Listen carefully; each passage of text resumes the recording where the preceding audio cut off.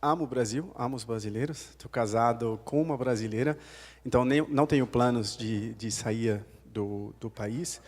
E agora, hoje, vocês estão participando no nosso primeiro evento de falar de e-commerce, notadamente e-commerce B2B, para distribuidores.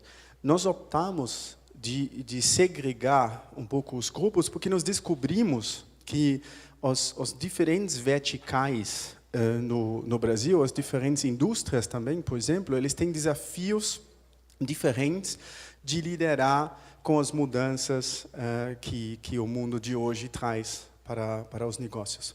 Então, o que é o objetivo de hoje? Tá? Eu tenho uma palestra até às 10 horas, às 11 horas, que tem 60 slides. Eu não planejo de mostrar todos esses slides. O meu sonho seria que todo mundo chegue um pouco armado com pontos que são dúvidas, que vocês querem discutir, coisas aonde vocês têm literalmente, talvez até medos de como o mercado vai se desenvolver no futuro. Então, eu vou mostrar alguns slides, mas para provocar uma discussão. Então, me ajudam, se tem dúvidas, de realmente alimentar essa conversa. Antes de entrar no programa de hoje, eu só quero agradecer aos nossos apoiadores, nossos sponsores, e também o meu sócio, Luiz Pavão, e a Marta e a equipe dela, que organizou essa festa. Foi um trabalho grande, honestamente, do jeito que está aqui, estou bastante orgulhoso. E espetacular, obrigado por isso. E isso não seria possível sem o apoio da Cielo, da Millennium e da Montblanc, que são fornecedores nossos e parceiros a longa data, além de Pernod Ricard, Total Express, Três Corações, que também são fornecedores e clientes nossos, e a ABAD, que é a Associação Brasileira dos Distribuidores, que a maioria de vocês, óbvio, conhecem, que está os últimos 2 anos, no mínimo, que estou seguindo, fazendo um excelente trabalho de trazer algumas empresas do ramo de tecnologia e inovação mais perto para os distribuidores, para talvez até cutucar um pouco e falar, olha, o futuro está indo nessa direção, então, como vocês estão preparados para isso? Tá? Vamos tentar esquecer, em caso que existe, que tem concorrentes dentro da sala hoje. Eu garanto para vocês, o fato que você fala que tem um site, não tem um site, não vai fazer o cara ganhar muito dinheiro ou quebrar. E quanto mais aberto essa conversa vai ser, melhor vai ser. Tá? Então, nós vamos começar agora com um painel que abre um pouco o assunto do dia, para depois entrar em algumas conversas um pouco mais profundas para poder realmente começar a interagir mais. Tá bom? Então, eu vou passar o palco agora, já que o tempo está avançado, para... Quem quer pegar o microfone de mim? O Pavão.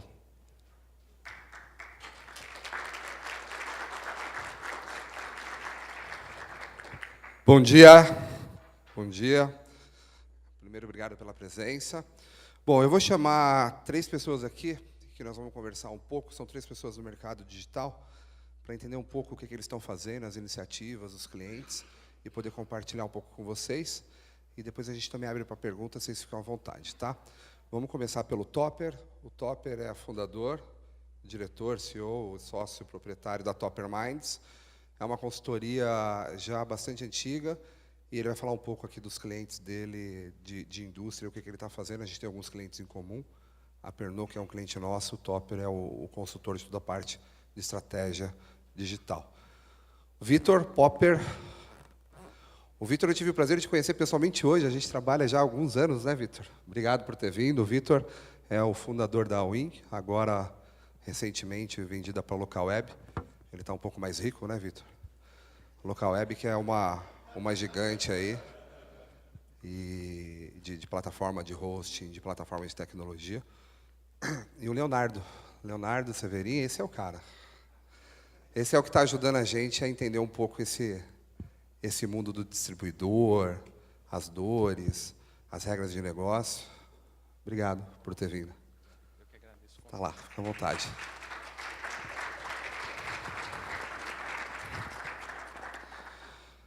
Bom, gente, vamos lá. A primeira pergunta é o seguinte: para a Infracommerce isso também é novo, né? A gente está é uma empresa jovem de 5 anos. O Caio vai falar um pouco da empresa. A gente está no México, Argentina, Colômbia. É uma empresa estabelecida nos Estados Unidos, mas com a primeira operação aqui no Brasil. E o que a gente sabia fazer muito bem era B2C, até 2 anos e meio atrás. E aí, depois da iniciativa da Unilever, da Vila Nova, do Josapar, SC Johnson, a gente começou a vir para esse mundo da indústria, do distribuidor, da venda eletrônica por atacado, e a gente está nesses 2 últimos anos aprendendo. E uma das coisas que a gente vê bastante em pesquisas, né, e a gente sempre se compara com o mercado americano, que é um mercado mais maduro, inclusive na parte online, é que lá a venda B2B deles já tem uma participação de 15% dentro da receita dentro do canal. Enquanto aqui no Brasil, segundo as pesquisas, inclusive da própria BAD do ano passado, a gente está passando agora de 1%, né, chegando em 1,5%. E aí eu queria entender, primeiro, na visão aí do Léo, né? Léo, olha que intimidade, não?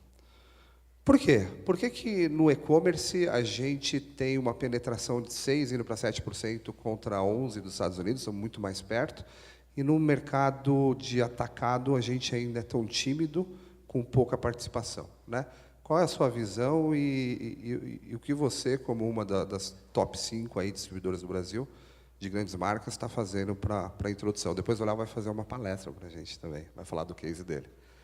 Bom dia, Pavão. Bom dia a todos aí que estão presentes, que estão prestigiando o evento. Bom dia, amigos aí que estão no palco aqui comigo. Eu não tenho uma resposta clara para te dar, é baseado numa percepção que eu tenho singular, né? Mas o que eu vejo é que essas tecnologias, elas estão se popularizando agora mais, e o Brasil está começando a ter mais acesso a essas tecnologias. E o mercado de distribuição em si é um mercado assim muito tradicional, né? O histórico desse mercado de distribuição do Brasil é muito tradicional e baseado em rotinas, em procedimentos que sempre deram certo. Então, eu acho que tem um fundo de enraizamento na operação física, tá? E um início de percepção de que a ferramenta vai dar certo. Tá? Eu vejo que no início da implantação da internet, das tecnologias online, a coisa era muito difícil de se entender o fim da coisa, porque era muito difícil para um pequeno varejista que não tinha nem o computador, né, antes de haver os smartphones aí, ele acessar um site, ele destravar diversas senhas e formas de conclusão da compra dele. Então ele via aquilo como um universo distante para ele. Hoje eu vejo que com a popularização dos aplicativos, a popularização dos smartphones também, a facilidade de se acessar e de se concluir uma compra por parte do varejista e solucionar a questão dele de tempo é muito maior, né? Aí passa-se também pela amarração, que está começando a haver processos muito mais seguros de execução dessa compra, de homologação dessa compra. Então, dessa forma, eu vejo que nós temos um potencial de crescimento muito grande nesse rumo. Até eu vejo como essa disparidade entre Brasil e Estados Unidos é uma oportunidade para a gente. Se a gente entrar de cabeça, a gente tem um mercado muito grande para crescer num menor espaço de tempo. Isso para nós eu vejo como oportunidade, não como um problema aí. É só a gente aproveitar e saber usar melhor esse tempo que a gente tem aí para estar desenvolvendo essa tecnologia. Então, respondendo a tua pergunta, eu acho que o enraizamento da operação prejudicou um pouquinho esse acesso, e também a questão do acesso à tecnologia, porque nos Estados Unidos é muito mais tranquilo, está lá do lado do Vale do Silício, tá? O Brasil acaba tendo um repique do início dessas tecnologias. Então, isso também faz com que a gente seja um pouquinho mais lento. Mas, hoje a coisa está muito mais tranquila e mais segura também. Essa é o que eu acho. Só complementando, eu acredito também que a gente consiga, nesse segmento, ser maior que os Estados Unidos por conta do tamanho geográfico nosso, por conta das nossas malhas, né, de entrega, das malhas logísticas, que é muito pior. A gente usa quase 80% ainda do rodoviário, né? E, sem dúvida, quando a gente entrar de cabeça, a gente vai ter potencial para fazer mais. O Léo estava falando que é um pouco tradicional, né? Eu não vou chamar velho, porque ele vai ficar bravo, mas a primeira reunião que eu fiz lá foi o seu pai que participou, né? Meu pai. Com a sua madrasta. E é assim... Meu pai e minha mãe. Era sua mãe? Sua mãe. É que é o segundo casamento dele, que eu lembro que a gente conversou de casamento. Sou filho do segundo casamento dele, é isso aí. E ele... Quantos anos ele tem? Meu pai tem 75. 75 anos. Ele deu uma aula para a gente, porque ele ensinou o que era marketplace para a gente, sem ele saber o que era marketplace. E ele falava assim, não interessa se é tecnologia, a gente tem que ter o maior número de produtos disponível, menos ruptura e entregar rápido. E quanto mais indústria a gente vender, mais a gente vai ter conversão e mais vai aumentar o nosso ticket médio. A internet ela não muda o jeito de comercializar, né? Ela não inventa, ela só migra. Então, ela aumenta a capilaridade. Dentro ainda desse tradicionalismo, aí eu queria falar com o Topper. O Topper é consultor de algumas indústrias, e tem uma em específico, que a gente está participando aí de um processo, e o Topper já está há mais tempo, que chama-se Léo Madeira.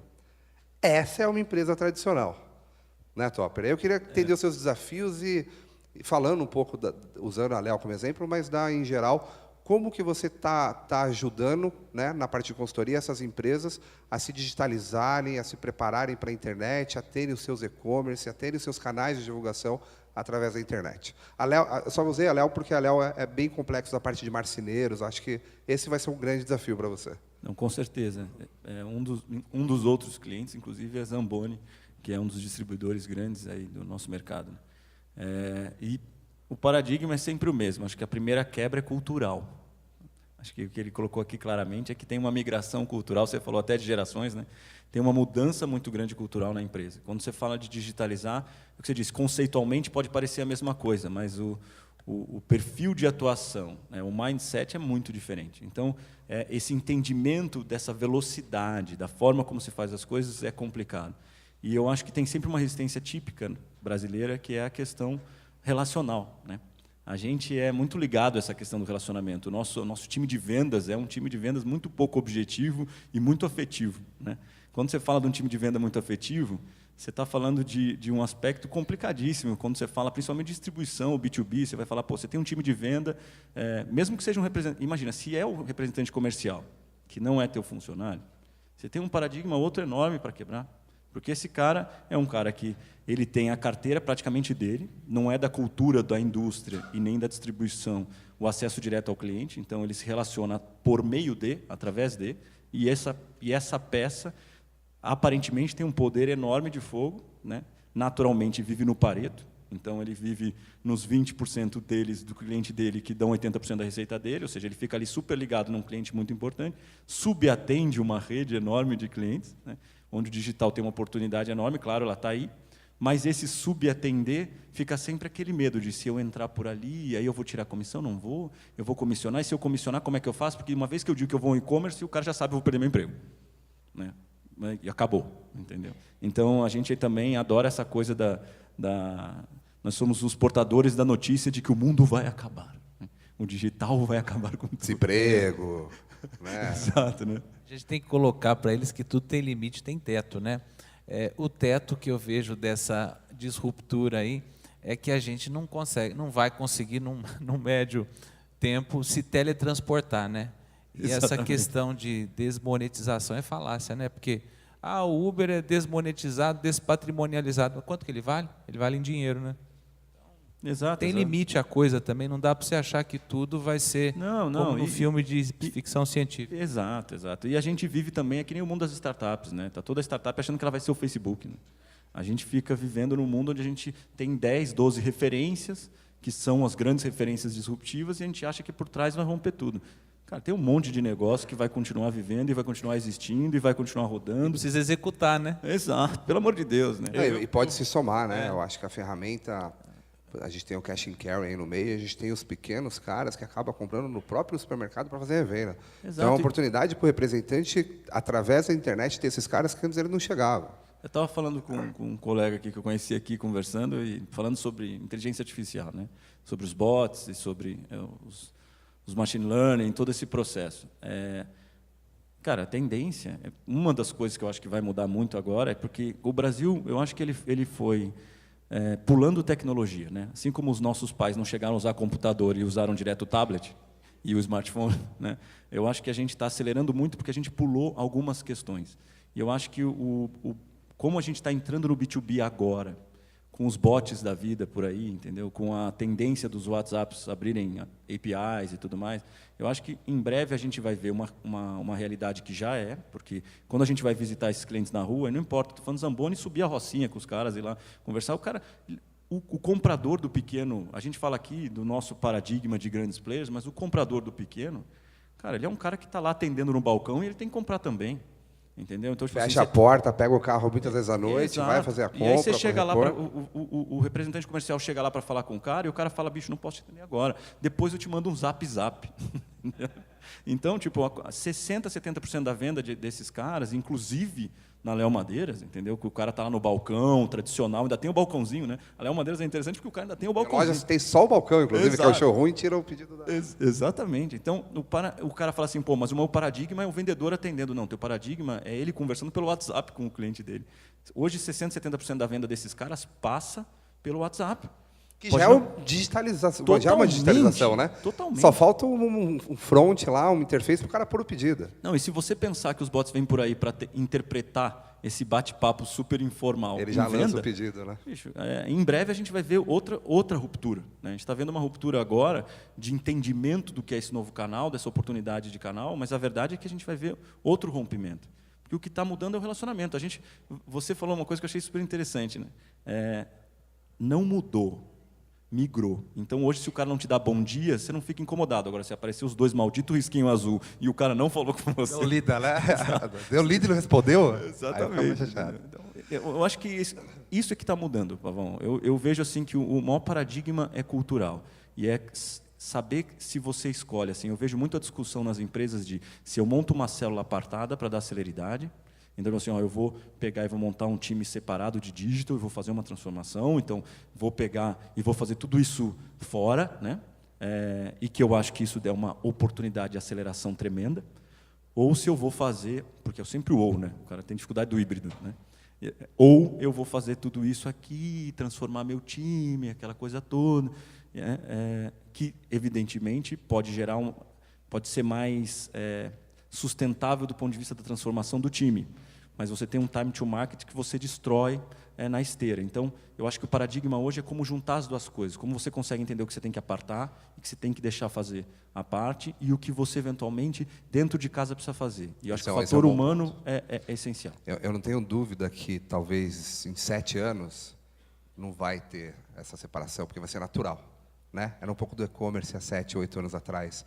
Estoque dedicado, equipe dedicada, e hoje todo mundo quer estoque único, compartilhado, e já fez parte de ser mais uma loja. Acho que a entrada para acelerar o time to market, com certeza, vai ser através da consultoria, através até de empresas como Infracommerce, como os próprios parceiros, mas no futuro, era como o mobile antes, né?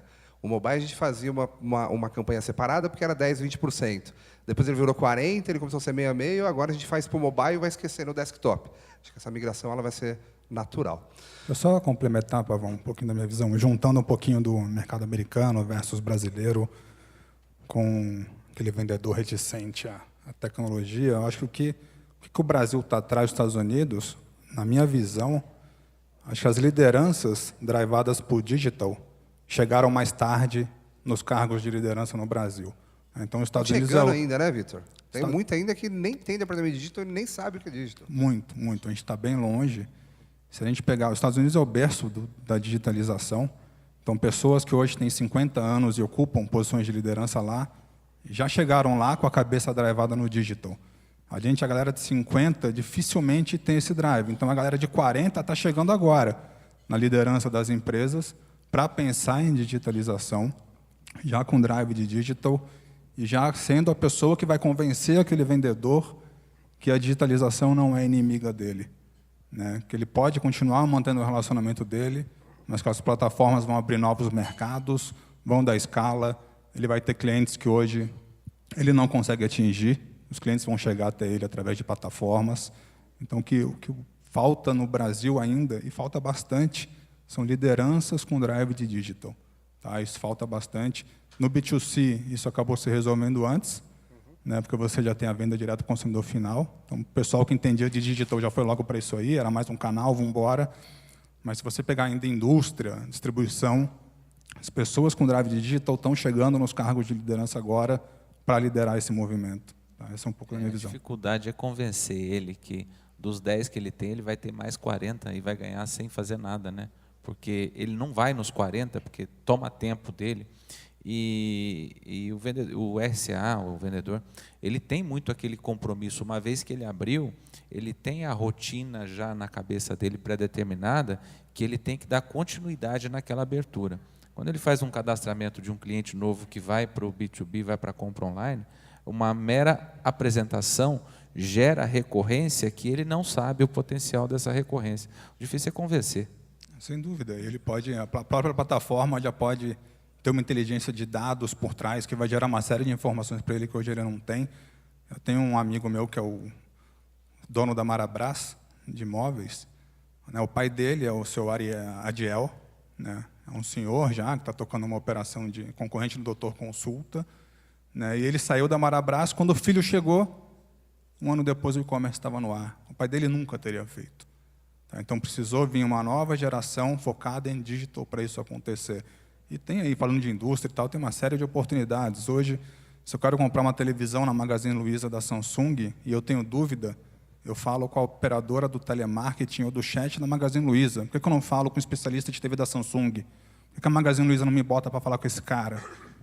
Então, que é muito mais fácil, é um cara que quer vender, um cara que entende muito mais do produto do que a moça do chat. O próximo, a indústria está dando suporte. Você tem uma série de oportunidades ainda não exploradas. Eu acho que tem uma... Ambos falaram em momentos diferentes da questão de tecnologia, né? A tecnologia chegou depois, a gente tem algumas coisas aqui, é possível, mas eu acho que isso é uma coisa importante quando a gente fala do B2B. Jesus não tem tecnologia que aguenta o B2B hoje. Se a gente falar do mercado e falar que as plataformas ou que alguém está preparado para fazer isso, o B2B, não está. Né? Principalmente se a gente falar desse nosso paradigma de relacionamento. Porque na compra objetiva, super objetiva, que o cara vai entrar, ou mesa de compra, né? Ele vai lá, vai fazer a compra, ok. Agora, nesse subjetivismo dessas relações, nessa informalidade, as nossas plataformas não estão preparadas de jeito maneira. Né?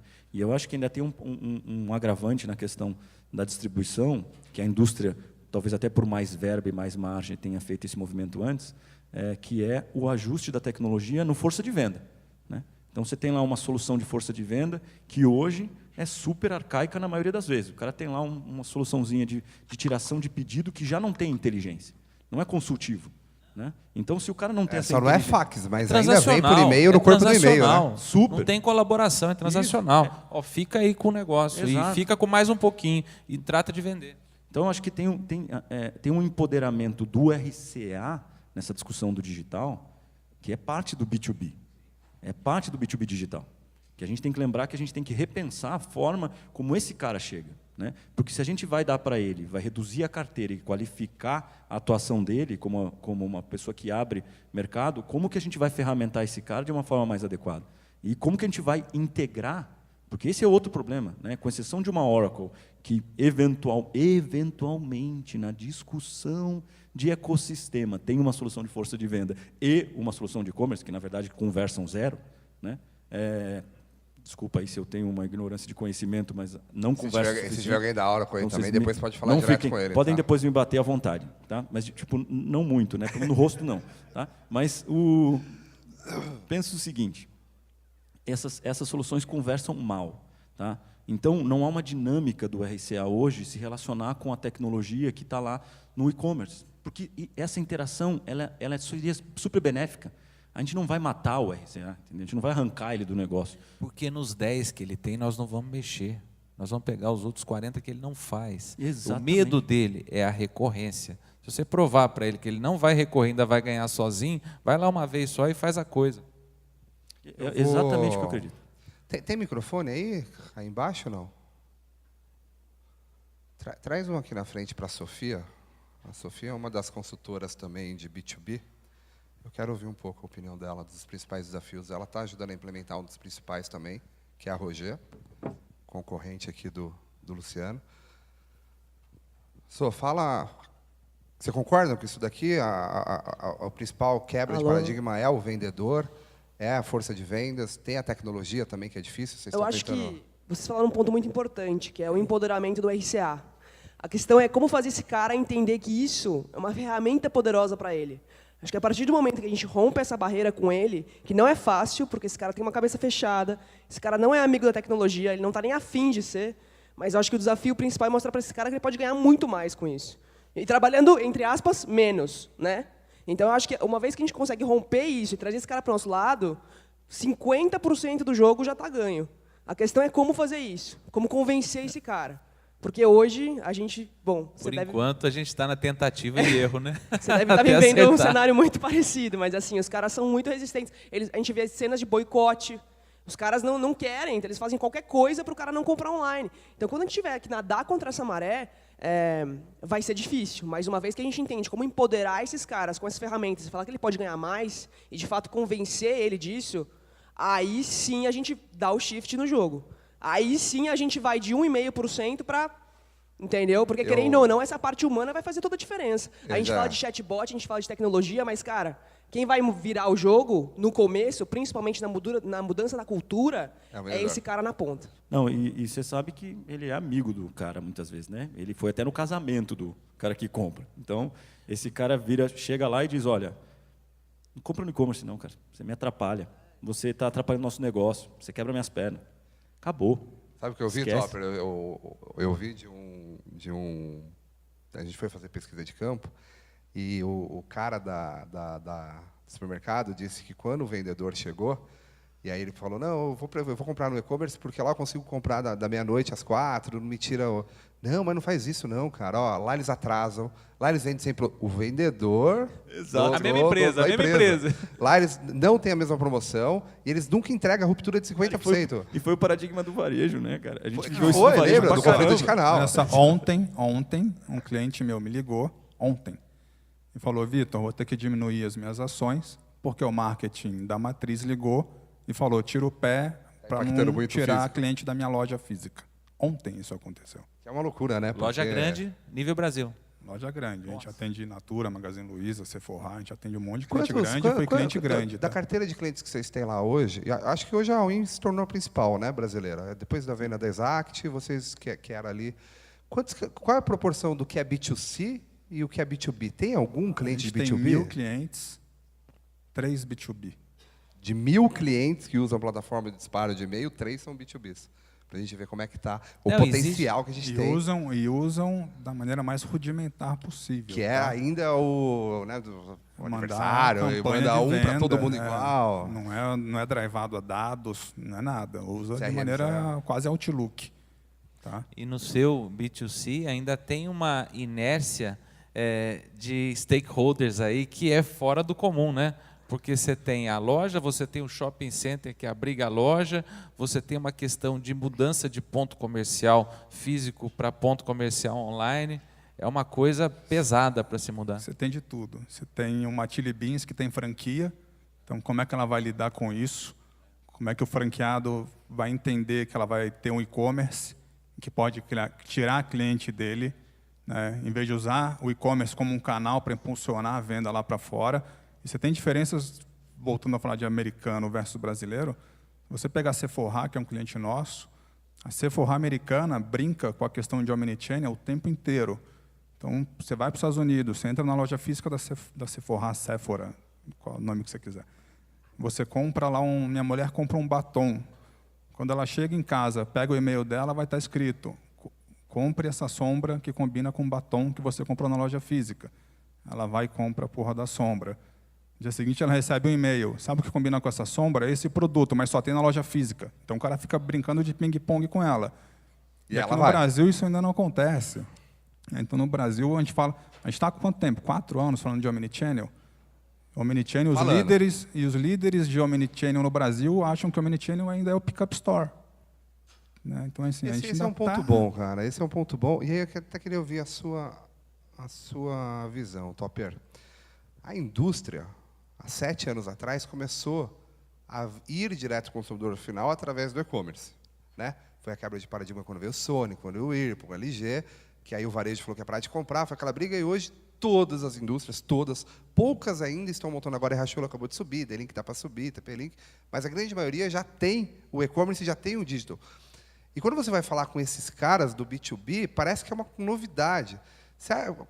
Qual que é a relação que você faz? Porque o cara já tem um e-commerce, já vende no marketplace, já está integrado, já sabe de tecnologia. A hora que você fala do B2B, volta para o canal de venda, conflito. É a mesma força, exatamente o mesmo paradigma que o Vitor acabou de falar. O gerente da loja, no varejo, é uma entidade poderosíssima. Ele é um cara importante. Esse time de venda da indústria, Ele que domina, né? ele é um que cara ele que toca. importante. Então, tipo, ninguém quer mexer no território. Aliás, isso já é uma... Nós estávamos também discutindo, eu estava falando até com o Kai, né? A gente estava discutindo agora com o Kai, típico comportamento brasileiro, né? E a gente não fala as coisas. A gente não diz o que... Cavelado. Isso. Todo mundo é legal, né? Então, eu não vou falar do problema, a gente fala depois na Rádio Peão, mas ao vivo a gente não fala. Então, a gente não há confrontamento, não é uma característica nossa. Então, é difícil cruzar essas barreiras, porque ele só cruza quando o problema cruzou ele, entendeu? Porque enquanto é uma iniciativa que, vamos fazer isso, vamos entrar na frente, vamos fazer esse processo. Não. O gerente, por exemplo, resiste, até que se tornar um problema. Aí ele fala assim, preciso disso. Então, estou com menos fluxo na loja porque eu não tenho e-commerce. Estou com o meu cliente chegando aqui reclamando porque não tem e-commerce. Aí o gerente fala, não, peraí, precisamos desse negócio aí. Tá? Então, eu acho que tem a ver com isso. Na minha opinião, os clientes de indústria que a gente vê, eu vejo essa barreira. Estou dentro lá, você fala, por exemplo, tem clientes que o cara vai falar de B2B, vou fazer um projeto B2B. Aí você fala assim, então nós vamos agora conseguir digitalizar essa venda em grande volume? Não, vou fazer um B2B para outra coisa. Aí você fala assim, eu não entendi. Não, é que isso aqui acho melhor a gente não mexer agora. Você ouve direto isso, entendeu? Aí, claro, vai se adaptando, vai criando, né? Eu acho que essa é um problema nosso, porque vai mais lento, né? Mas, por outro lado, toda a organização vai absorvendo uma cultura. Eu não sei, óbvio, se a gente falar como consultoria, pensando em resultado, ou pensando até pelo modelo de players desse mercado, que ganha pela receita, ou seja, a gente quer chegar muito antes na receita. Ou seja, pelo amor de Deus, não embaça, porque eu estou investindo um monte de dinheiro, tempo, energia em cima de você. Preciso do retorno rápido. Eu preciso que você comece a girar, porque você só vai me remunerar depois disso. Eu só vou ter reconhecimento de mercado depois disso. Então, a gente fica angustiado, né? Ou seja, dá uma ansiedade. Ver o potencial, ver o... É frustrante. Mas, por outro lado, se há um aculturamento, se fizer isso direito e criar um aculturamento, eu acho que há uma transformação. A gente estava falando aqui, por exemplo, do paradigma do RCA, só porque eu lembrei de uma coisa importante, só para você entender como há algumas miopias. A indústria também não ajuda a distribuição. Tá? Então, quando a indústria resolve entrar direto no e-commerce, ela depende do distribuidor. Né? Ou um grande depende de broker. Mas, no Brasil, é distribuição. Tá? E aí, quando você fala de distribuição, o cara vai lá e mete o e-commerce. Que ele não tem representante comercial, ele tem que usar o RCA no distribuidor. Aí ele fala assim, cara, vai colocar isso aqui para vender lá. E ainda por cima, porque é o modelo desconto. Atropela mais Aí ainda, o que acontece? O cara acha assim, nossa, tem um monte de gente comprando no meu e-commerce, tem um monte de RCA à noite digitando o pedido do cliente para garantir que o desconto esteja lá, entendeu, cara? Um monte. Então há uma miopia monstra. Por quê? Porque não estamos falando de gente. Enquanto a gente não entender que o paradigma disso é gente, a gente vai Léo, continuar Sofia, patinando. tem um programa? Porque vocês têm lá, acho que mais de, entre televendas e representante, mais de quase 1.000, né? Tem um programa? Vocês colocaram na sala os 500 pessoas e falaram, olha, isso aqui vem para isso, a longo prazo é isso, vocês vão ganhar mais com isso, a carteira de clientes vocês não chegam, vocês vão visitar uma vez, depois vai ter recorrente. Tem isso ou realmente é zelado? Existe a questão inercial, tá? E como a gente diz lá em Minas, o vendedor nosso tem o couro grosso. Apanha e não sente. Ele não sente. E ele vai na toada dele de achar que a rotina é aquela. Mas eu acho que o trabalho nosso é esse, é tentativa e erro, e mostrar que ele não está perdendo nos 10 dele, ele está ganhando nos 40. Porque a conta nossa para fechar é uma meia comissão na venda online, porque grande parte está sendo executado via o próprio varejista e via o site. Mas ele não está diminuindo o que ele está ganhando. Ele está ganhando metade de outra parte que ele não estaria. mas está difícil de convencer nesse aspecto. A gente precisa vencer essa barreira. E estamos aí, estamos tentando. A gente vive de rotina, né? Eu não vou falar o cliente, né? Não posso falar os clientes, que eu acho falo. que daí eu estaria dando uma estratégia. Mas acho que é válido a gente pensar o seguinte. Eu acredito que tem algumas outras estratégias possíveis. Por exemplo, hoje ele tem uma carteira pequena, né? Ou seja, que é grande, a gente sabe que ele não dá conta, mas é uma carteira pequena perto do que a gente vai abrir digitalmente, né? Então, eu acho que se muda o conceito de patamar de receita, olha, seguinte, o cliente que você conseguir fazer um farming para chegar no... Porque a gente não quer que ele deixe de cuidar da carteira VIP, né? A gente sabe que ele é importante do ponto de vista do VIP, né? Ele encarteirado é importante, o banco entendeu isso, né? O banco entendeu muito antes que a gente. Então, esse cara ganhar uma comissão quando ele consegue levar os clientes novos do digital para determinado patamar, sensacional. Abaixo daquele patamar, não, né? Então, às vezes, a gente não precisa dizer para o cara o seguinte, ó, eu vou mudar, porque falou de tirar, né? Meu pai diz um negócio que eu acho incrível. Um homem é conhecido por 3 coisas: o que ele fala, o que ele come e o que ele tem no bolso. Sendo que o mais sensível é o que ele tem no bolso, porque mexe com o que ele fala, com o que ele come, entendeu? Então, mexer no bolso desse cara é complicado. Vai todo mundo chiar e vai todo mundo resistir. Mas nesse caso você está mexendo para mais, né, cara? E você tocou num ponto que... Você precisa conseguir convencer que você está mexendo para mais. E você tocou num ponto que hoje em dia a venda online, muita da venda online, é fruto de desconto da própria indústria. Mas não vamos esquecer que toda a curva de negócio necessita de um investimento. E boa a indústria que consegue enxergar isso aí e promover para que depois a coisa entre na velocidade de cruzeiro. A Unilever tem uma estratégia muito bem traçada para o canal indireto, que é o nosso, no sentido até da venda online, que é fomentar o site dela, gerar desconto e fomentar o distribuidor que tenha o próprio site, que ela vem no dela e no do distribuidor. Por quê? No pensamento, não é nem omnichannel, mas assim, de incentivar esse tipo de estratégia e fazer a coisa acontecer. Alguns distribuidores, alguns fornecedores ainda não entenderam isso, mas sentem que estão atrasados, tá? Eu vejo que a gente tem que fomentar cada vez mais um investimento por parte da indústria nesse canal, nessa forma de venda, porque vindo com o investimento, nós vamos ter uma facilidade maior de também estar fazendo o desenvolvimento do trabalho. E lembrando que fornecedor que quer depender só do canal Cash and Care ou o canal direto, a gente precisa também do canal indireto, que são as lojas de bairro, que tem a razão de existir. O consumidor vai no cash para ele fazer a compra, até mensal, quinzenal, não é mais aquele período inflacionário, mas existem as oportunidades de um cash and care que faz com que qualquer de nós queira ir no cash and care. Mas numa sexta-feira que eu quero comprar um salaminho, um vinho, eu vou na loja do meu lado a pé e faço o meu abastecimento, né?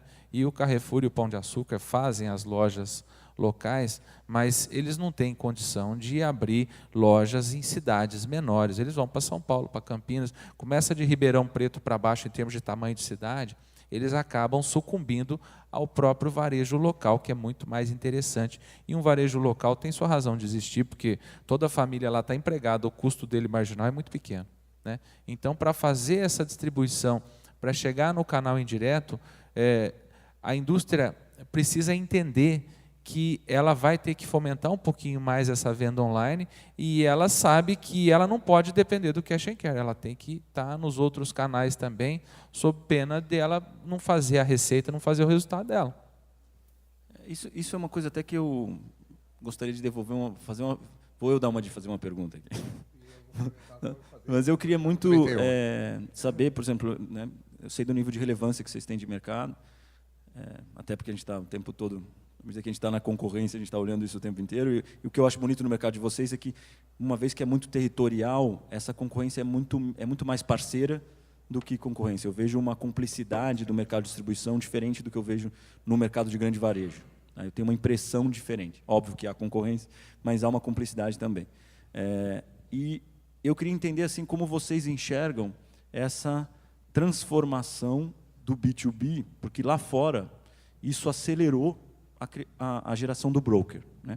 Lá fora você vê, tipo assim, mesmo os grandes players, nós falou de Unilever, por exemplo. A Unilever soltou recentemente uma parceria gigante, acho que foi com a P&G, em Londres, né, na Inglaterra, onde ela vai engolir o mercado por broker, né? E aí eu devolvo a pergunta assim: como é que você enxerga essa evolução? Qual é o papel da distribuição? Porque hoje a gente está falando de nos digitalizarmos, é o início. Mas vamos dizer que esse negócio vai muito longe. E aí? O distribuidor... A gente tem uns KPIs aí que eu vejo que a gente sabe executar bem, sabe? A gente difere um pouquinho de outros core business aí, por exemplo, um core business pura e simplesmente de logística, de um core business de grande varejo que acaba abastecendo os pequenos varejos também, entendeu? A gente tem uma série de responsabilidades intrínsecas ao atacado distribuidor que eu vejo que dá uma longevidade ao nosso negócio. A gente aprova crédito, a gente cadastra, a gente faz o trabalho bom de gestão de estoque, tanto nosso quanto da indústria. A gente paga bem a indústria, diferente de um cash and care. A indústria que me vende 100, eu pago 100 para ela. O cash and care paga 70, 60. Que indústria que quer isso? Entendeu? E eu tenho uma impressão, aí é uma impressão... E outra, tudo que é compartilhado é mais barato.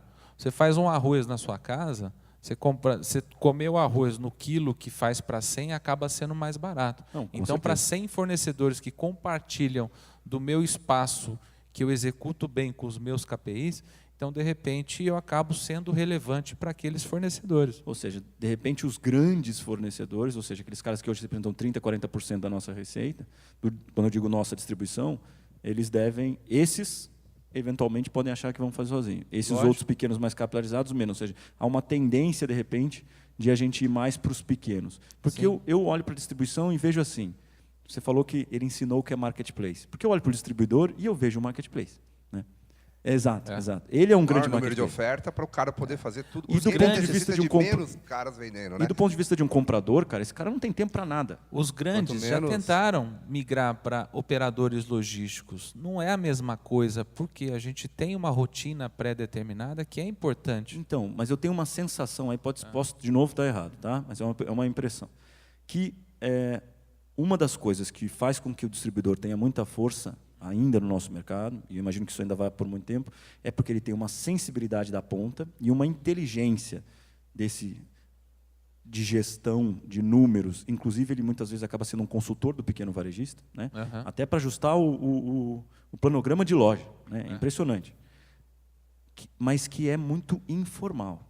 Entende? Hoje ela não está sistematizada, essa inteligência. Na maioria das vezes eu não vejo um sistema inteligente. O que eu quero dizer é, à medida que a indústria cruza, porque daí nós temos um gap de tecnologia na distribuição hoje, que faz com que a indústria, que não é boba nem nada, é um movimento mundial, entre antes, já está cruzando o distribuidor para pegar o dado da ponta e está desenvolvendo uma inteligência que, eventualmente, pode criar a ilusão de que ela não precisa mais dessa inteligência da distribuição. Eu acho que se o distribuidor não sistematizar a sua inteligência, seu diferencial, que ele existe, é real, é evidente para quem atua com alguma... Se você vai na ponta com o distribuidor, você entende o que tem de inteligência ali. Mas essa informalidade, a falta de sistematização, me parece um risco. Mas a dificuldade do distribuidor está sendo em implementar o CRM dele, sabe? Uma vez implementado o CRM, mostrando a situação de promessa de entrega e concluindo essa promessa e executando da forma como foi prometida, eu acho que aí tem um vasto caminho a andar aí, você entendeu? Eu acredito no meu setor, né? Tanto é que a gente está aqui, está trabalhando, está fazendo... E eu tenho certeza, eu também. É que eu acho que tem uma discussão acontecendo, né? Que é em como pegar o DNA poderoso da distribuição e usar o digital para alavancar ele, entendeu? Sim, não deixar que o digital o assassine, mas pelo contrário, ele o alavanque. Mas é o que eu estou falando, a gente tem caminho a percorrer e tem coisa para fazer, tem dever de casa para fazer, que é o nosso caso lá, CRM, é o dia inteiro olhando para que jeito que a gente pode fazer isso da melhor forma. Essa inteligência consultiva, né? Ou seja, ter essa informação na ponta. Por isso que eu acho que esse força de venda... Temos muito a percorrer ainda, tá? Isso. Por isso que eu acho que essa força de venda o microfone está aberto, importante. acho que ela quer falar, ele está coçando para falar. Porque esse é um ponto importante, né? E aí, é uma pergunta, para onde vai isso? Porque o poder da internet, ele é avassalador, o poder da tecnologia. Eu volto a falar o que eu falei no começo. Tem teto, hein, gente? Ninguém Mas consegue se isso aí eu ia teletransportar, chegar. hein? A internet, depois que a indústria foi para o consumidor final, mesmo a Sony vendendo direto, o e-commerce da Sony representa 3% da venda. Né? Então, tem muita... Ainda mais no Brasil, acho que a Sofia vai falar um pouco, a parte de logística, a parte do CAPEX, a parte de diluição de custos, a parte do caminhão, a parte do... Eu vou usar o operador logístico, parceiro logístico. Não tem metade dos CAPEs que a gente tem. Não tem mesmo. Entendeu? Não é que eu estou... o meu setor é melhor que o outro. Mas não tem. Verifiquei. Você tem toda Deixa a Sofia falar, Eu acho que existe um ponto importante também, né, sobre quando a gente está falando cash and carry distribuidor, existe essa questão da qualidade da distribuição, né? Quando a gente fala do cash and carry, a gente tem um portfólio limitado. Né? Então, assim, esse portfólio trabalhado dentro do cash and carry é um portfólio muito básico, muito simples. Às vezes, esse cara de bairro ele quer ter acesso 24 horas por dia, num portfólio infinito, numa gôndola infinita, é o digital que vai trazer isso para ele. Então, eu acho que o que a gente tem que sempre perceber e fomentar é quais são as ferramentas do digital que eu posso usar na minha distribuição, que vão me diferenciar e me posicionar como um canal muito melhor que o cash and carry. Porque o cash and carry, no longo prazo, destrói valor. Ele não é um canal sustentável. Ele arrebenta com a indústria. Ele arrebenta com a indústria. E a indústria está percebendo isso, mas esse movimento ele ainda é muito lento. Está lento. E a gente precisa fomentar. Eu, como distribuidor, preciso fomentar os meus amigos a estarem implementando a tecnologia para que a coisa se torne mais massiva e a gente tenha a indústria entendendo esse outro lado da moeda, que é uma rentabilização maior do negócio dela. Ou seja, de alguma forma, tem um papel de digitalizar o mercado do distribuição. Né? Se a distribuição se digitalizar direito, ela digitaliza o mercado inteiro. Né? É isso aí. E uma outra coisa que a gente não colocou aqui, mas que é uma provocação, é assim, eu não fazia ideia, né, depois dos últimos anos fazendo essa imersão, porque distribuição era sempre uma caixinha meio fechada. Né? Ou você está na indústria, ou você está no varejo. Aí, quando vai para a distribuição, de fato, de repente, um monte de coisa, né? Abriu uma caixa de Pandora. Mas o que eu percebo? Por exemplo, os distribuidores hoje, quando se fala de alimentos e bebidas, do food service, quando você fala do transformador, né, alimentar, você está falando de um cara que ele, inclusive do pequeno supermercadinho, né, ele opera com teu estoque. Ele nem tem estoque, né, nenhum, zero, ele é quase zero. Né? Ou seja, esse cara compra de você hoje que você tem que entregar amanhã. Né? O 24 horas cresceu bolsalmente na distribuição. Né? E o que eu percebo? Que o ticket também da distribuição também reduziu. Né? O ticket mínimo. Né? Ou seja, tipo assim, eu antes vendia R$1.000, 2.000, 5.000, agora eu estou vendendo 600, daqui a pouco eu vou estar em 300, daqui a pouco eu estou R$100. Isso tem chão também, você não pode baixar de um certo número, porque senão depois a conta não fecha. Exato, mas vamos dizer que esse mercado fez isso. O que eu penso? Nós falamos aqui que o pequeno não vai deixar de existir, você falou um conceito. Isso é só uma provocação, tá? Brainstorm aberto aqui, sentado. Por exemplo, esse pequeno estabelecimento, um dia ele vai ter o e-commerce dele. Né? Ele não tem estoque, ele não consegue operar, não consegue fazer, mas você entrega para ele no dia seguinte, que é a promessa dele para o cliente dele. Né? Se você entregasse para ele o que ele vendeu para o cliente dele, ele vira um atravessador e ele tem o negócio dele funcionando. Ele não precisa ter a logística para funcionar, entende? Então, eu acho que o distribuidor ainda tem um pedaço para resolver desse mercado que a gente nem viu ainda, entendeu? A gente chega no consumidor sem perceber. Exato, e você pode resolver para o cara essa perna, entendeu? Amanhã parte da distribuição vai ser em sacar com a sacolinha dele. Chega lá no dia seguinte de manhã, você entrega toda a entrega dele que ele vai usar no estabelecimento dele e entrega também a sacolinha da marquinha dele. Olha, está aqui, assim, ó, tá aqui tua sacolinha, o cliente passa lá, faz o pick-up, vai lá, passa lá e retira. Ele não precisa nem entregar, mas ele retirou a encomenda que ele já comprou sob demanda, ou seja, não usei meu estoque, não usei minha estrutura, não precisei me digitalizar, porque de repente quem me digitalizou foi o meu distribuidor. Então eu acho que tem um papel outro, até social, que a distribuição tem para resolver dentro dessa digitalização desse mundo moderno, que ela nem viu ainda. É só uma provocação, tá, galera? Muitos não sabem o potencial que tem. Aliás, a Infracommerce está sendo visionária nisso e no fomento também. E a parceria nossa brotou de uma forma muito positiva, porque tanto ela viu valor na gente, quanto nós vimos valor nela também. Oi? Eu só fico triste que vende um alemão, cara. Podia ser brasileiro, né? Podia ser um gênio brasileiro. Agora ele vai falar. Ó. Aí, mexeu com ele. Minha família é alemã, tentando né? não deixar ele falar para não estourar o tempo, mas vamos embora. Exatamente. Na verdade, o meu sogro já me chama de meu baiano, meio carioca. Então, nesse sentido, eu já sou mais brasileiro que outra coisa. Eu tenho um ponto, uma paralela que eu acho muito interessante. Quando nasceu o e-commerce B2C para a CPF, foi muito em volta dos descontos. E durante os últimos 10 anos, as pessoas realizaram que sortimento é um fator muito importante, porque um e-commerce, por definição, uma Dafiti, carrega o estoque de umas 500 lojas físicas, talvez mais que isso. Então, você tem em um lugar um sortimento muito maior que um distribuidor no catálogo consegue carregar, no mínimo, fazer uma venda consultiva estruturada sobre esse volume de produto, que é o segundo elemento de um benefício de um e-commerce. E o terceiro bloco, na minha opinião, que não é preço também, é conveniência. Essa história eu sempre dou esse exemplo, a mulher grávida com 2 filhos em casa, ela não vai no shopping, mas ela não vai no shopping porque ela não gosta mais de comprar na loja física. Ela não vai no shopping porque ela pode no tablet ou no computador receber os produtos que ela quer sem colocar as crianças no carro, estacionar o carro e ter todo o trâmite em volta disso. Então, no mundo B2C, o que nós percebemos foi cada vez mais as pessoas estão comprando por razão de conveniência e sortimento, até buscando um pouco menos desconto, sempre ajuda, óbvio, em todo o mercado do mundo, desconto ajuda para aumentar a venda, e o desconto fica no segundo lugar. Até, por exemplo, a Buscapé, hoje, que era a instituição do e-commerce brasileiro 10 anos atrás, 5 anos atrás, hoje está caindo porque o consumidor mudou o comportamento e está indo mais na conveniência. Então, eu acho que a mesma coisa vai acontecer no B2B. Você precisa agora a isca de desconto para fomentar o mercado e depois, automaticamente, o mercado vai ver, aprender os benefícios dele e vai entrar em um caminho mais saudável. E Só vai depender de um pré-entendimento do fornecedor, dessa necessidade, porque ele vai ganhar a longo prazo, que ele vai sair da loucura do cash. Gente, não sou contra cash, não. Nós temos cash, nós temos experiência de cash, é um modelo de negócio consolidado.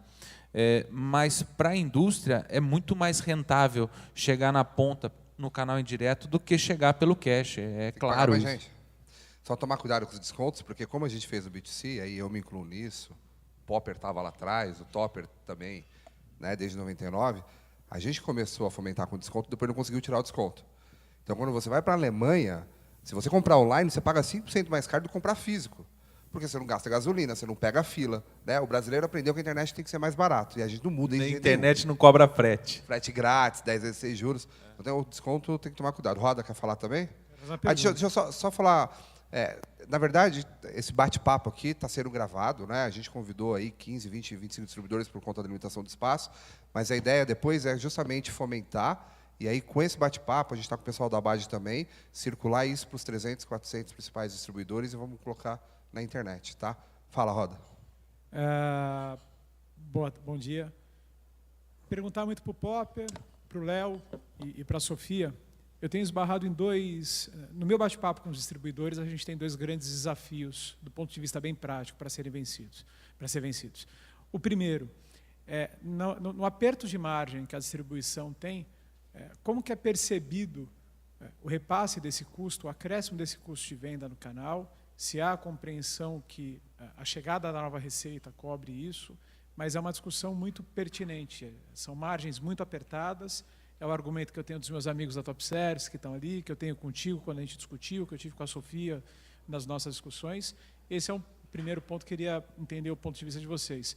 O segundo, Popper, a gente se conhece há 10 anos também no e-commerce, o comportamento de ativação de um consumidor no ambiente de comércio eletrônico do consumidor final, ele era quase que 100% feito via online. Então, lá atrás você tinha um clube de desconto, você tinha um processo muito forte de captura de dados de base de e-mail, e hoje a comunicação 100% online. No mundo B2B, a conquista e a ativação desse novo cliente, ele enfrenta um desafio maior. Da mesma maneira que a gente tem práticas omnichannel hoje, a gente também tem uma prática multicanal, que precisa se intercalar entre o primeiro contato presencial no ponto de venda com esse novo cliente e depois uma continuidade de relacionamento digital com ele. E aí, Alwin, como é que você vê isso frente à tua experiência no B2C? Como é que você está olhando para essa nova prática no B2B? São esses 2 pontos. Eu não sou um cara de B2B. Vocês falaram de um monte de termo que cash, não sei o quê. Mas vamos lá. O que a gente viu no varejo online, no e-commerce, né? Realmente o drive focado em preço é uma coisa que começou a acabar, né? Hoje o varejo está muito mais preocupado em gerar algum tipo de engajamento com o consumidor dele. Quando ele fala em gerar engajamento, eu estou falando basicamente em análise de dados, inteligência artificial, machine learning, para eu entregar algum valor para esse cara diferente do que eu entregava antes. Então, para esse cara achar que eu sou relevante para ele de alguma forma. A partir do momento que isso acontece, ele não olha mais o preço. Eu estava conversando com o Shinohara da Netshoes outro dia, eu comprei um tênis de corrida, eu sou corredor, um tênis de 600 pau, né? O tênis chegou na minha casa bonitinho, e eu perguntei para o Shinohara, cara, quando é que a Netshoes vai me ligar no dia seguinte que chegar o pedido e vai falar, olha, eu sou um professor de educação física focado em corrida, te liguei só para te dar uma dica nesse tênis, usa dia sim, dia não, porque o amortecimento precisa inflar em 24 horas. Ainda que seja por e-mail, né, para ter escala, mas esse Se ponto isso 2, né? acontece, eu não compro tênis nunca mais em outro lugar. Nunca mais, independente do preço. Então, o e-commerce está caminhando para isso. Eu não entendo nada de distribuição, mas eu imagino que, você falou de CRM, né, eu acho que tudo começa pela análise de dados. O volume de dados captados hoje é uma coisa astronômica, a capacidade que a gente tem de trabalhar esse dado numa velocidade também astronômica, de 0,1 milésimo de segundo, eu sei o que eu vou vender para o Roda. Não tem mais publicitário falando, o cara comprou isso, eu acho que ele também vai gostar disso. Não tem mais isso. Eu sei o que esse cara quer. Eu tenho 3 anos de comportamento dele, eu sei onde ele navegou, sei tudo o que ele fez, consigo processar isso muito rápido. Não entendo do mercado de distribuição, mas imagino que sempre a gente está falando de relação entre duas pontas. Né? Como é que eu melhoro essa relação? Uma vez que essa relação é melhorada, o atributo de preço pode ficar em segundo plano. Não sei se é o caso de vocês, tá? Realmente não é. Não sei se a hora que a Ricardo Eletro está ligando lá para o distribuidor, se ela quer preço e dane-se se você trata ela bem ou não. Mas eu imagino que se a gente conseguisse transmitir um pouco desse valor que o e-commerce está conseguindo gerar ao consumidor final dele para o mercado de B2B, eu acho que tem um caminho interessante aí. É uma coisa a gente aprendeu no capitalismo, né? Concorrência desperta o que melhor tem nos produtos e o que pior tem nos homens, né? Então, uma vez que você tem essa situação de livre acomodação, num determinado momento em que você tem economia de espaço físico e de investimento físico, você passa isso para a tua margem, para o teu preço. Então, você, consequentemente, acaba tendo um preço mais competitivo. E, de acordo com a concorrência, você usa ou não, de acordo com o posicionamento teu também de preço. Isso no mercado de varejo. Então, respondendo a tua pergunta, eu acho que com a internet favorecendo uma venda e tirando alguns custos inerentes aí ao negócio, eu acho que vai impactar no preço, com certeza. No mercado B2B, a gente tem uma composição de remuneração pela venda, que a gente passa do representante full, né? Full pago para o representante, para meio pago para o representante, e a gente tem outra parte de remuneração que é para o parceiro também. Isso faz parte de uma composição de preço, né? A indústria precisa enxergar isso aí e fomentar. E quanto mais ela fomentar, menos dependente ela fica do outro canal e mais sintonizada e sinérgica ela fica conosco. Não sei se eu te respondi. Você concorda, Sô? Porque eu tenho a mesma visão que o Leonardo. Eu acho que é óbvio, agora, o custo da implementação e da disseminação, ele é caro porque não tem escala. Mas quando pegar um Martins, quando pegar os top 5 que faz 3 bilhões, 4 bilhões e 1,5 bilhão vier desse canal, ele vira marginal, você tira o custo da representação, você tira o custo, o cross-docking vira mais, né? Tem mais. O custo de aquisição desse cara, desse cliente é alto, Exatamente, a entrada é cara. Mas uma vez que ele entra, e aí está o segredo, O manter esse lifetime cara com dele você é o segredo de fazer isso valer a pena. Agora, o Martins, que você citou, por exemplo, ele tem um modelo muito interessante que ele chama de incubadora. Então, esse cara comprou a primeira vez, eles mandam esse cara para uma incubadora. Esse cara recebe um tapete vermelho, modo de dizer assim. Né? E esse cara vai ter assim uma assessoria, vão ligar para ele, perguntar se foi tudo bem, se ele recebeu o pedido no tempo que ele esperava, para o cara sentir que assim, pela primeira vez na história, ele está sendo tratado como ele nunca foi. entendeu? CRM, né? CRM. E aí, de 1 a 3 meses, eles ficam trabalhando esse cara para ele se sentir o cara mais importante do universo. Porque o custo para esse cara fazer a primeira compra foi muito alto. Então, a gente precisa que esse cara fique, entendeu? E aí, esse cara ficando, e eu fazendo isso de uma forma recorrente, aí eu ganho escala, aí minha operação faz sentido. Mas a Pavão. entrada é cara. Rapidinho assim, ó. A gente acaba fazendo a modelagem financeira dos clientes, né? Então, parte do que a gente faz é modelar financeiramente. E aí, tem Vai alguns... falar a margem do cara. Não. Tem alguns gaps nesse jogo da venda. Né? Então, tipo, por isso que eu digo, se você olhar para o digital, para o B2B, a digitalização do distribuidor como um todo, e você olhar a oportunidade que tem, por exemplo, falamos de preço. Ele falou aqui, o cara entra lá e acaba comprando outra coisa, eu crio um valor todo, vou vender por preço. Mas a verdade é que quando você chega para o cara na ponta, na gôndola, e o cara vai pedir com o comprador. Revende, né? Quando o comprador está comprando, o que ele faz? Ele vai te perguntar 5, 6, 10 itens para saber se teu preço está bom. Porque todo dia muda. Né? É uma bolsa. Tá? Então, o que acontece? O representante comercial ele ganha 0,5%, 1%, certo? Você sabe quanto que esse cara está engajado em não dar o desconto total que ele tem no bolso para esse cara? Né? O famoso pé de nota? 0. Ele vai dar o pé de nota, ele vai dar o desconto todo que ele puder. O que ele puder, ele vai dar. Se tem distribuidor que parametrizou, tem outros que não. Então, aí já tem 3, 4% de margem. Tá? Margem pura, que para um distribuidor é tipo dobrar, triplicar o negócio dele.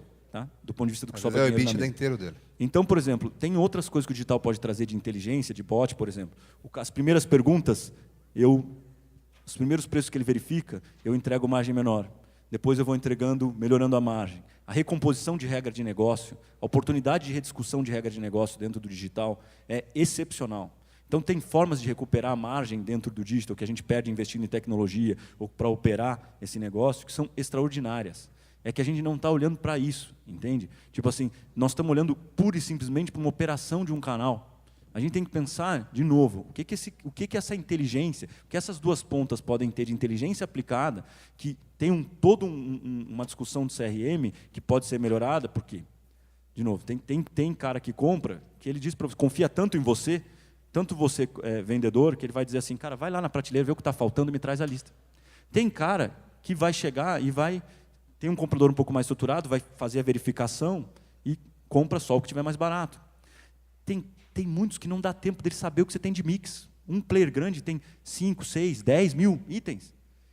Como é que alguém lembra disso? Ele não sabe, ele não lembra o que você vende. E ele não te dá tempo para fazer isso. Aí, Topper, entra o que o Popper falou. E eu concordo 100%. Né? É cada um na sua proporção, porque o consumidor ele está disposto a pagar R$50 a mais para se sentir diferenciado, privilegiado, assertivo, CRM, fidelidade, tudo isso. E o Brasil está começando agora. Né? Até 3, 4 anos atrás, a gente recebia e-mail do Groupon ainda com a oferta de Porto Alegre, né? Morando em São Bernardo do Campo.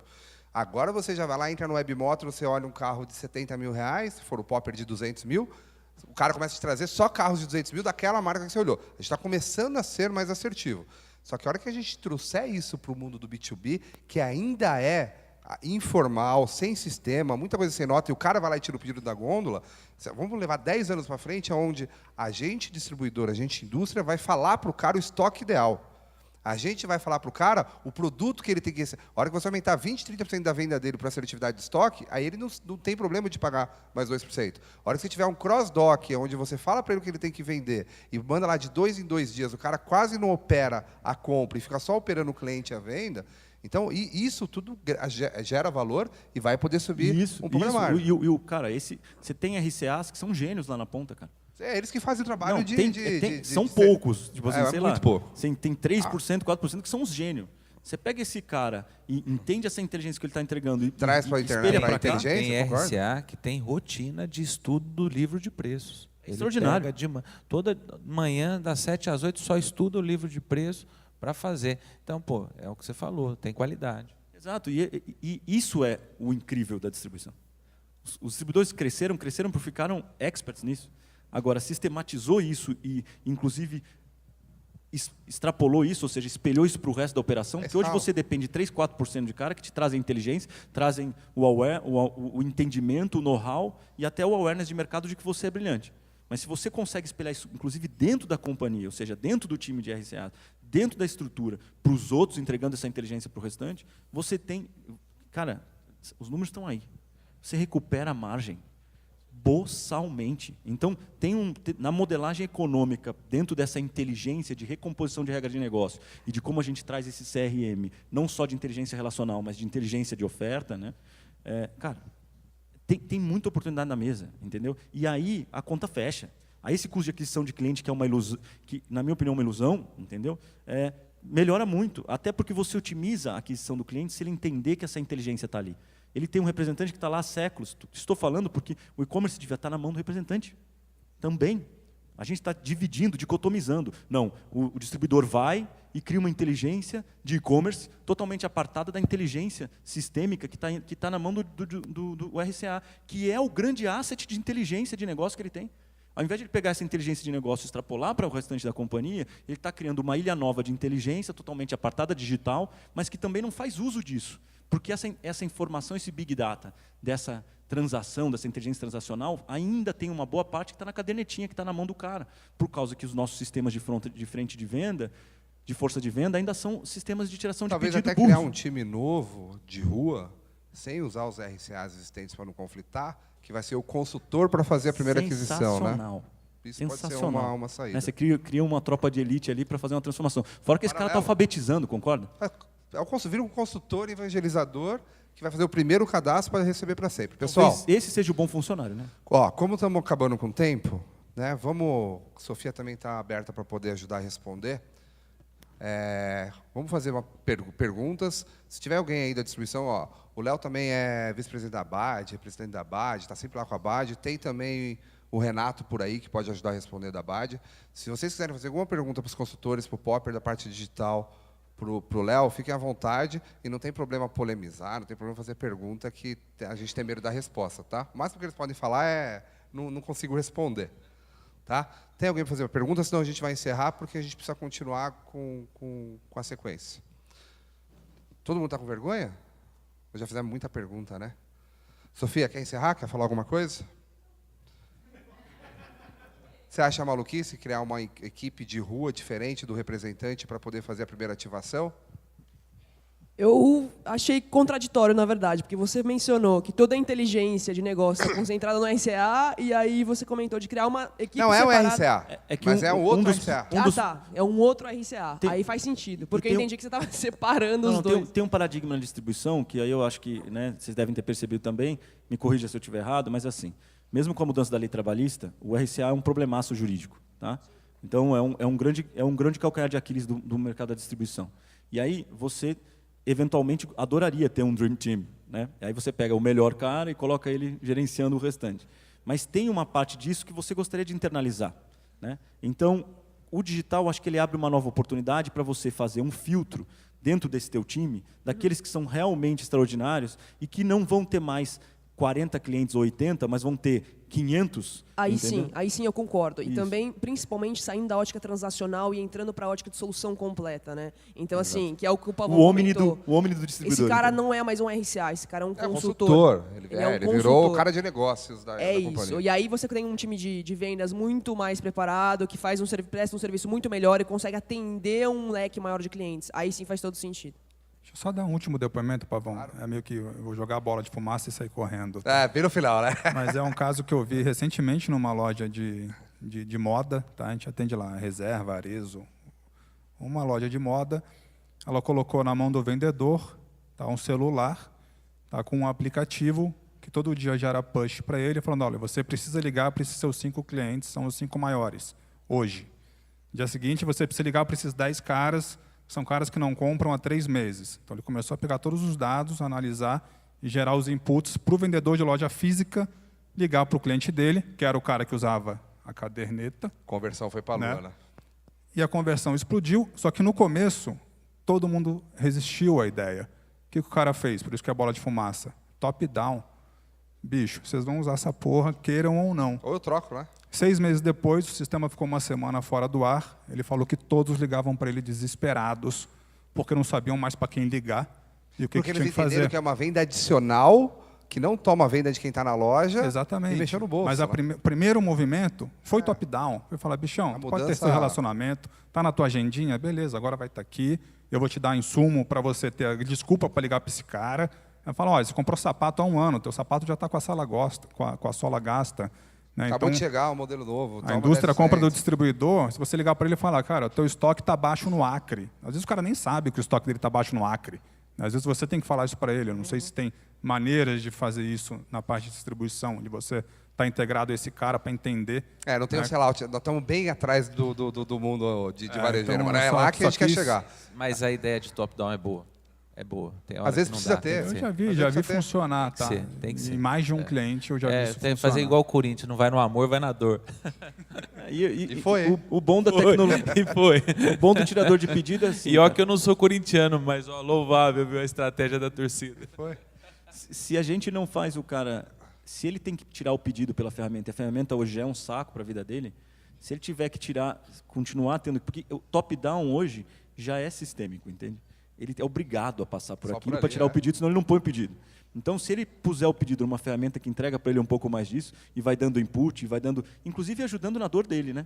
Porque assim, cara, ele também gostaria de saber o cliente que está dando mais farm, menos, o quanto que é a comissão dele, parar de fazer esse cálculo. Porque isso ele faz rapidinho, o cálculo da comissão ele é bom. Calma, faz a cabeça. Não precisa de ferramenta. Mas sabe né? o que eu achei legal dessa discussão? Porque me caiu uma ficha, cara. Tem um Omni para ser feito no distribuidor e no B2B. Tem um Omni aí, uma discussão de Omni que eu ainda não tinha me caído uma algumas aqui ficha. também. Qual seria? Não, eu acho que é o conceito de que não é... Quando a gente fala de omnichannel no varejo, é entender que a gente não está falando só de ter 2 canais, onde os 2 canais de alguma forma conversam, mas ter uma inteligência desses 2 momentos. E quando a gente pensa distribuidor, é entender que a gente vai ter um e-commerce, e que a gente tem um representante comercial, e que amanhã a gente vai ter, de repente, tem inclusive distribuidor que tem seu próprio cash and carry, né? Então, de repente, você vai ter um omni desse jogo aí, digital, com dessa inteligência cruzada, que é muito interessante, porque em algum momento, talvez seja até interessante para aquele que tem um cash and carry, inclusive, virar para o cara e dizer, olha, isso eu não consigo te entregar em 24 horas, mas esse produto eu tenho pronto para você retirar no meu cash and carry, se você for lá arrancar agora, né? Uma vez que o cara opera 100%. Tem uma inteligência, não só de CRM, mas até de relacional dentro do que o digital pode trazer para essa nova área, entendeu? Obrigado, Topper, Popper, Léo. Vamos embora, vamos seguir. Vamos sair bem mais conhecedores de distribuidor.